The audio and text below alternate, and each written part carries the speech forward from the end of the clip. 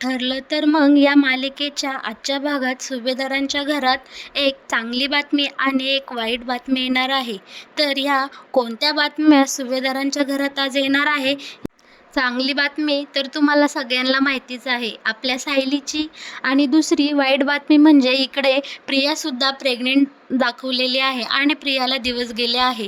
Doctor प्रियाला सांगतात, तुम्ही pregnant आहात. यावर प्रिया रिॲक्शन देते की मी प्रेग्नेंट आहे याचा अर्थ अश्विन मला नक्कीच स्वीकारेल आणि माझ्या बाळासाठी तो मला घरात घेईल. इकडं प्रियाच्या मनात एक आशेचा किरण उजळलेला असतो की या निमित्ताने का होईना मी सुभेदारांच्या घरात पुन्हा एकदा घुसेल.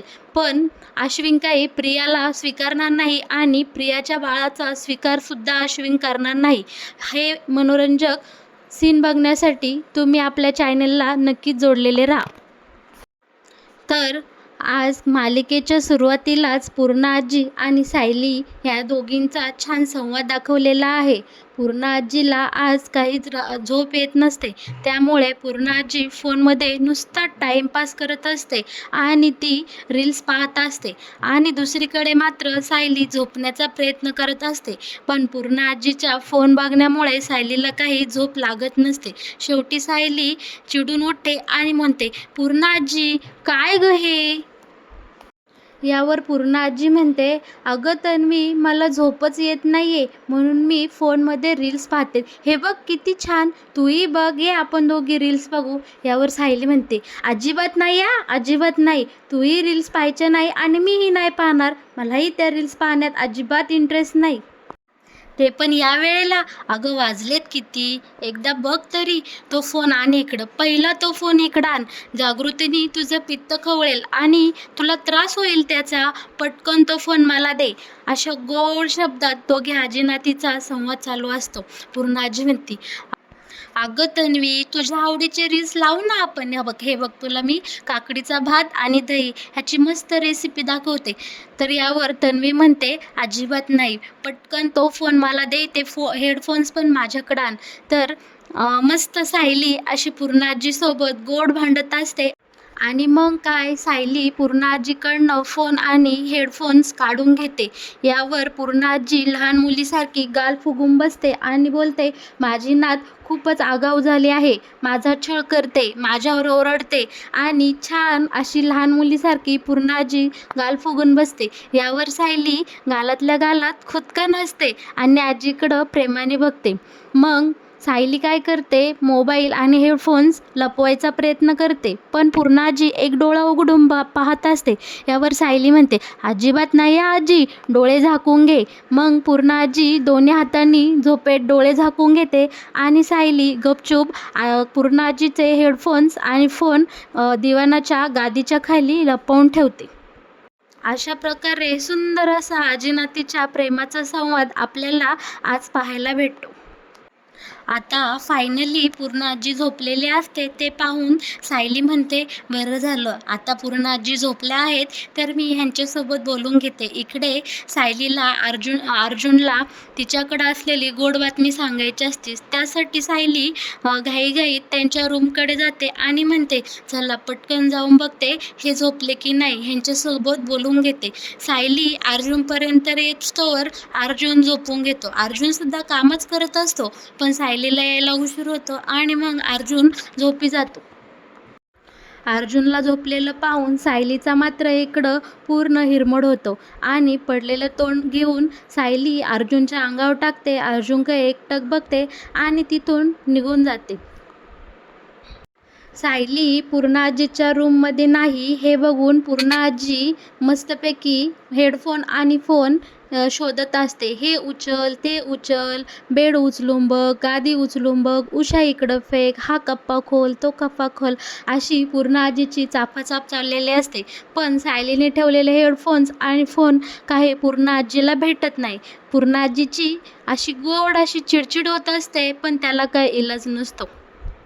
सायली पुन्हा पूर्णा आजीच्या रूममध्ये येते. तेव्हावर पूर्णा आजीनी झोपून घेतलेलं असतं आणि मग दोघीही आजी नाती एकमेकींच्या कुशीमध्ये शांत झोपी जातात.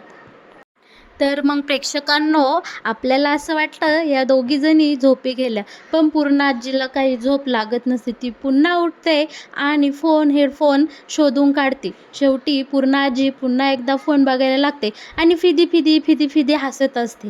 आणि पुन्हा सायलीला तो आवाज जातो आणि सायली उठून बसते. अगं पूर्ण आजी, तू पुन्हा फोन घेतला? आणि इकडं तो फोन. काय ग आजी, किती तुला सांगावं तरी तू फोन घेतला? तेव्हा पूर्णाजी म्हणते, काय ग सायली, माझं काही त्रास आहे का तुला? मी हेडफोन्स लावून फोन बघतेत ना, तरीसुद्धा तू असं करते? नाही, मी नाही ठेवणार फोन. अशा दोघीजणी गोड भांडणं करतात, पण शेवटी सायली पूर्णाजीकडनं पुन्हा एकदा फोन, चष्मा सगळं घेते आणि लपवून ठेवते. तर मग प्रेक्षकांनो, आजच्या भागाचा ट्विस्ट म्हणजे इकडे जेलमध्ये प्रिया चक्कर येऊन पडलेले असते आणि मग प्रियाला तपासण्यासाठी जेलचे डॉक्टर आलेले असतात. इकडं प्रिया डोक्याला हात लावून बसलेली असते आणि डॉक्टर प्रियाला तपासत असतात. प्रियाची नाडी चेक करतात, हाताची नाडी चेक करतात. प्रियाचं चेकअप झाल्यावर ते डॉक्टरांना म्हणतात, हिला काय झालं नक्की? तेव्हा पोलीस म्हणतात, डॉक्टर ही इथे चक्कर येऊन पडलेले असतात. मग डॉक्टर म्हणतात ठीक आहे आणि ते बाहेर निघून जातात. आता सकाळ झालेली असते आणि इकडे सुभेदारांच्या घरात सायली जिना उतरून खाली येते, पण सायलीला असं थकल्यासारखं वाटत होतं. आज काय सायलीला थकवा जाणवत होता आणि सकाळी सकाळी प्रेग्नेन्सीमुळे सायलीला उलट्या होत होत्या आणि मळमळू लागलं होतं. सायली बोलत होते, माझ्यासोबत आज हे असं का घडतंय? पण सायलीला कळत असतं की गरोदरपणामुळे बहुतेक असं घडते. मग काय करते सायली, डॉक्टरांची अपॉइंटमेंट घेते, डॉक्टरांना कॉल करते आणि बोलते, आज मला चेकअपसाठी तुमच्याकडे यायचं आहे, मला अपॉइंटमेंट द्या. मग डॉक्टर म्हणतात, बरं ठीक आहे, या तुम्ही. हे सगळं विमल येता जाता ऐकते. सकाळी सकाळी इकडे जेलमध्ये महिपत छानपैकी उठून योगा करत असतो आणि तो योगा करता करता श्लोकही म्हणत असतो. हे श्लोक नागराजच्या कानी पडतात आणि नागराज म्हणतो, ए महिपत, काय चाललंय रे तुझं सकाळ सकाळ? कशाला काय ओरडतोय? तेव्हा महिपत न थांबता त्याचा श्लोक पूर्णपणे म्हणतच असतो आणि नागराज म्हणत असतो, ह्याचं सकाळच्या बारी काय चाललंय काय माहीत. शेवटी नागराज झोपेतून उठतो आणि उठून बघतो तर काय, महिपत श्लोक म्हणत असतो. यावर नागराज म्हणतो, महिपत शिक रे, स्वतः महिपत शिक रे, चक्क मनाचे श्लोक म्हणतो आणि हसतो. अरे महिपत, कुठं शिकला रे तू हे मनाचे श्लोक? मला नाही येत बाबा. कुठं शिकला? नागराज म्हणतो, दादा मला लहानपणी शिकवायचं आहे मनाचे श्लोक बेक असं काहीतरी, पण मला त्यात कधी आवड नाही वाटली. मी नाही बाबा कधी असलं शिकलो. पण स्वतः महिपत शिकरे, कुठं शिकला रे हे सगळं मनाचं श्लोक? तेव्हा त्या दोघांचा संवाद तिथं उभं राहिलेला एक पोलीस ऐकत असतो. यावर तो पोलीस म्हणतो, गुरुजी आता सकाळी सकाळी जेलमध्ये असे श्लोक शिकवायला? आणि ते गुरुजी म्हणतात, महिपत शिकरेसारखा अभ्यासू आणि हुशार विद्यार्थी मी आजपर्यंत पाहिला नाही. यावर नागराज फिदी फिदी हसतो आणि म्हणतो, महिपत आणि अभ्यासू हे दोन्ही शब्द काही एकत्र चांगले वाटत नाही. आणि यावर नागराज पुन्हा फिदी फिदी असतो. तर तो पोलीस म्हणतो, काय बोलतो अरे तू हे नागराज? तो सुधारायचा प्रयत्न करतोय, महिपत आता सुधारतोय तर सुधरू दे ना त्यांना. तू का असं काहीतरी बोलून त्याला बिघडवायचा प्रयत्न करतो? पोलीस बोलतो, अरे बाबा, महिपत आता सुधारलाय, तो चांगलं वागतोय, चांगलं वागण्याचा प्रयत्न करतोय. सगळे जेलचे कैदी आणि पोलीससुद्धा सांगतात ते महिपत आता चांगला झालाय.